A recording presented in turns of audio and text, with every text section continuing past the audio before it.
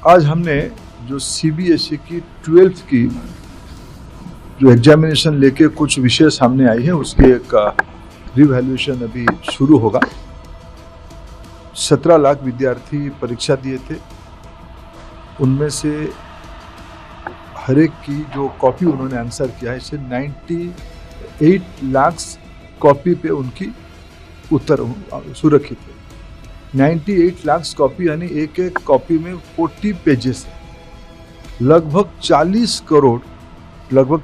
Crore scan copy, जिसके ऊपर पहली बार सीबीएसई ने इवैल्यूएशन प्रोसेस किया। ओएसएम उसको कहा। ओएसएम एक प्रोग्रेसिव इंस्ट्रूमेंट है। भारत में अनेक यूनिवर्सिटी, अनेक इंस्टीट्यूशन और दुनिया की अनेक इंस्टीट्यूशन ओएसएम की ओर बढ़ रहे हैं। धीरे धीरे ये स्टूडेंट सेंट्रिक है, फॉर स्टूडेंट है। बच्चों को ट्रांसपेरेंटली अपने मार्क के बारे में जानकारी मिले, उनको ट्रांसपेरेंटली स्कैन कॉपी के माध्यम से उनकी आंसर शीट उनके हाथ में आए, उनकी जिज्ञासा, उनके मन में जो प्रश्न है और उसमें कम मिला है या ज़्यादा मिला है, वो कुछ छूट गया है, ये सारा विषय की जानकारी देने का ये ओएसएम की व्यवस्था है। पहली बार देश में सीबीएसई ने इसको प्रयोग किया। उसमें कुछ विसंगति ध्यान में आ रही है, इसको मैं दायित्व लेता हूँ। उसको कैसे ठीक करा जाएगा, उसके उपाय निकाला जाएगा, उस काम पे हम सब लोग जुटे हैं। हम एक भी विद्यार्थी की ऑन आंसर्ड क्वारी को, कोई उनकी मन की जिज्ञासा को हम असमाधित नहीं छोड़ेंगे।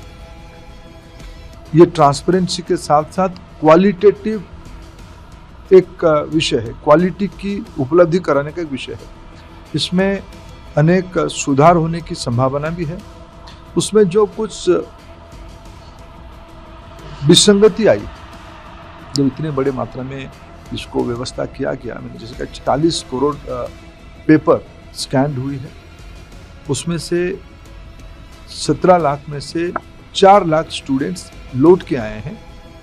अपना आंसर शीट को उन्होंने अपने हाथ में लिया है।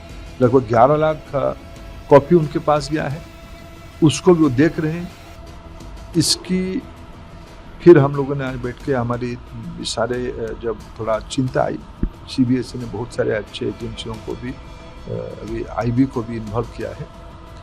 उसमें भारत सरकार की जो सारे टेक्नोलॉजी को सर्टिफाई करने वाले वो एजेंसी भी काम पे लगे हैं। हमने विशेष करके 2 आईआईटी को, हमारे आईआईटी कानपुर, आईआईटी मद्रास, दोनों डायरेक्टर को अनुरोध किया था। हमारे देश के दोनों कॉम्पिटेंट इंस्टीट्यूशन है, उनकी भी एक्सपर्ट टीम आके उसमें काम कर रहा है।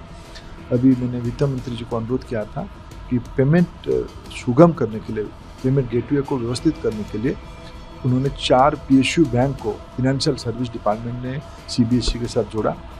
SBI, Indian bank, bank of Baroda और कानाडा बैंक, ये सारे लोग अपना पेमेंट गेटवे को सीबीएसई के पोर्टल के साथ इंटीग्रेशन भी कर चुके हैं। हमारी पूरा आईआईटी का एक एक्सपर्ट प्रोफेसर ग्रुप उसको निगरानी कर रहा है। और सीबीएसई की जो सॉफ्टवेयर बना है, उसकी जो कोडिंग वगैरह है कि इंटरनल कैपेसिटी के लोग बनाए हैं, इंटरनल लोग बनाए हैं, या जो टीम करके हम लोग इसकी बच्चों को कोई और दिक्कत ना आए। जो दिक्कत आई है उसके लिए हम जिम्मेदारी लेते हैं, हम खेद प्रकट करते हैं। और मैं आपको आश्वस्त करता हूँ, अगर कोई इंटेंशनल जिम्मेवार रहेगा, मैं सरकार की ओर से दायित्व लेकर रहा हूँ, किसी को हम स्पेयर नहीं करेंगे। वो कितना भी बड़ा व्यक्ति हो, सीबीएसई के अंदर हो, सीबीएसई के बाहर हो या सरकार के अंदर हो, हम सारे व्यक्तियों को, हम सब अकाउंटेबल है। डेमोक्रेसी में हम कुछ ही चीज़ों से हम भाग नहीं रहे, लेकिन हमें अपने बच्चों को, जो 17 लाख बच्चे परीक्षा दिए हैं, उनकी हितों की हमारी सर्वोपरि है। हम पूरा आश्वस्त करते हैं इसको। बच्चे अभी ये पुराना प्रक्रिया है, लोग परीक्षा देते हैं मैन्युअली, वो रीचेकिंग और रिवैल्यूएशन के लिए अप्लाई करते हैं, उनको फिर उसकी प्रश्न को लेकर उनको रिवैल्यूएशन किया जाता है। इस बार उसको ऑनलाइन डिजिटल किया गया। इसको हम आश्वस्त करते उसको व्यवस्थित कर लिया जाएगा। सर, जो इस कंपनी को कॉन्ट्रैक्ट दिया गया था डिजिटल एवोल्यूशन। राहुल गांधी लगातार कह रहे हैं कि नियम और प्रक्रिया को दरकिनार करके कॉन्ट्रैक्ट दिया गया और वो न्यायिक जांच और एसआईटी के गठन की भी मांग कर रहे थे।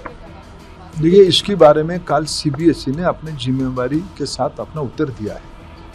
भारत सरकार की जो प्रोक्योरमेंट पॉलिसी है उसी के तहत उन्होंने किया है।